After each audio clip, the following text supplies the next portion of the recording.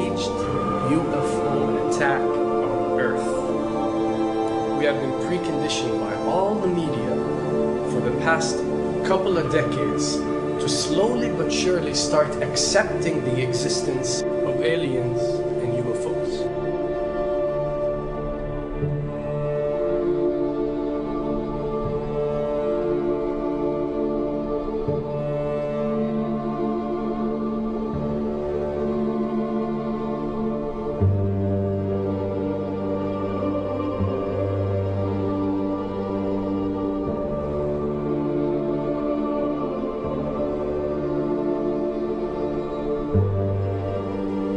I can tell you right now that 99% of every UFO sighting that has ever taken place has actually not been an unidentified flying object, because this has always been military technologies.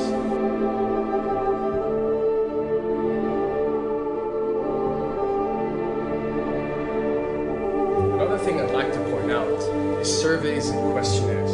You know, we get surveys and questionnaires all the time, sent out by the state or by the government or by our rulers and our officials and so on and so forth. Do you really think that these ruling powers care about what you think? Do you really think that they're waiting to ask you and receive your answer before making a decision? What happens with these questionnaires is that they are released. For example, what country do you think the US should attack next? And if it yields back results like 70% of the US population believe Iran is the next country that should be attacked, this is actually a study conducted for the effectiveness of the media propaganda that they are using. So when they get such results, they look at it and they be like, all right, amazing. Our media propaganda is working. We are purposely trying to manipulate people to think that Iran should be the next one, and check out the survey results. We're doing a great job in propaganda. That's what it's all about.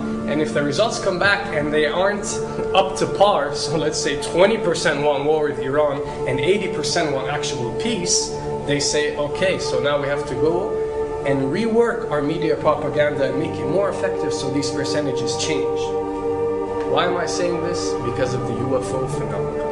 Since the 60s, the amount of people who believe in extraterrestrials have skyrocketed, and it's only increasing day by day in our modern world. This only confirms the success and the plans that are taking place to first manipulate you to believe in UFOs, and second, to conduct a UFO attack that is going to force the whole world to unite to fight off this enemy and accept the New World Order.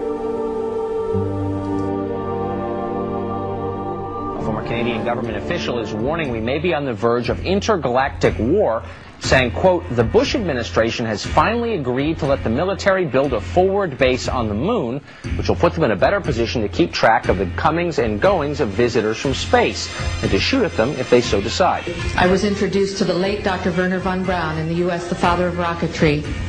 In my first meeting with him, during that first 3.5 hours, he said to me, Carol, you will stop the weaponization of space, because there is a lie being told to everyone that the weaponization of space is now first being based upon the evil empire, the Russians. There are many enemies, he said, against whom we're going to build this space-based weapon system, the first of whom was the Russians, which was existing at that time.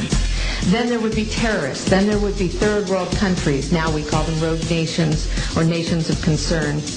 Then there would be asteroids.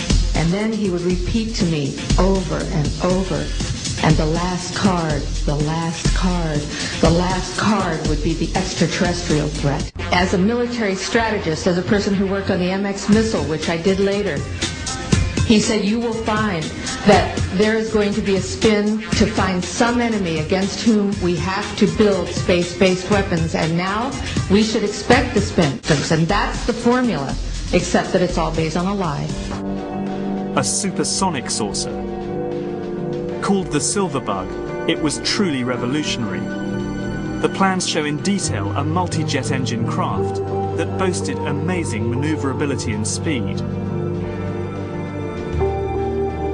It's an intriguing thought that this concept may tie in with the work of the German scientists who brought saucer technology to the US at the close of the Second World War. What was needed were certain cover stories. What do you do when people are spotting aircraft and then telling reporters that they've seen something very unusual flying out of an airbase in Nevada? And frankly, this was the origin of a lot of the sightings that took place in the mid-50s, 1954, 55, 56, of unidentified flying objects, the UFOs. So the CIA was involved in encouraging people to believe that, yes, they saw UFOs, and the CIA and the military tried to be very helpful to reporters to get these stories out, to divert the attention of the country, and particularly the people in this region, about what they had actually seen. Mexican Air Force pilots capturing on videotape what are said to be 11, count them, 11 UFOs. The Mexican Air Force has released a video that some of you are going to find difficult to believe. A journalist says it shows images of UFOs tracking a Mexican military plane. So what's the truth about UFOs? The story of successive attempts to develop radically new forms of flight, conducted under the strictest secrecy, is inextricably bound up with our relationship with UFOs over the last 60 years. Whether it's Allied pilots buzzed by strange balls of fire in 1942, or the Roswell incident 5 years later, there is a strong case to be made that secret military technology offers a convincing explanation for many UFO stories. Anytime the government has secrets that they can keep from us,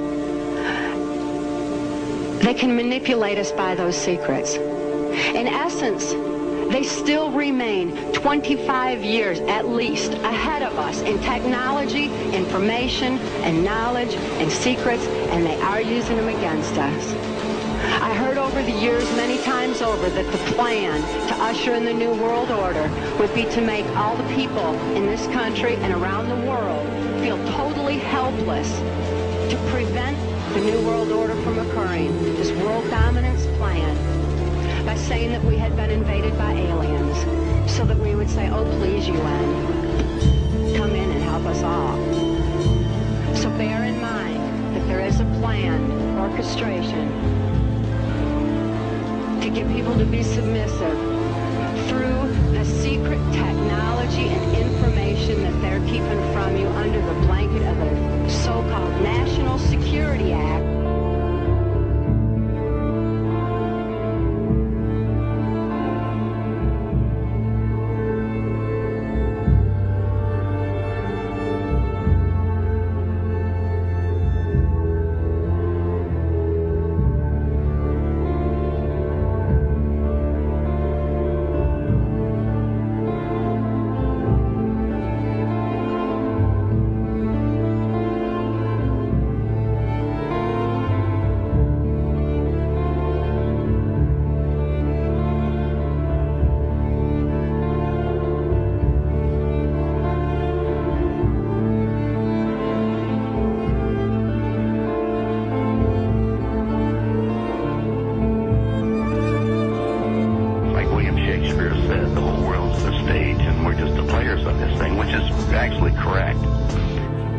Perhaps we need some outside universal threat to make us recognize this common bound. I occasionally think how quickly our differences worldwide would vanish if we were facing an alien threat from outside this world.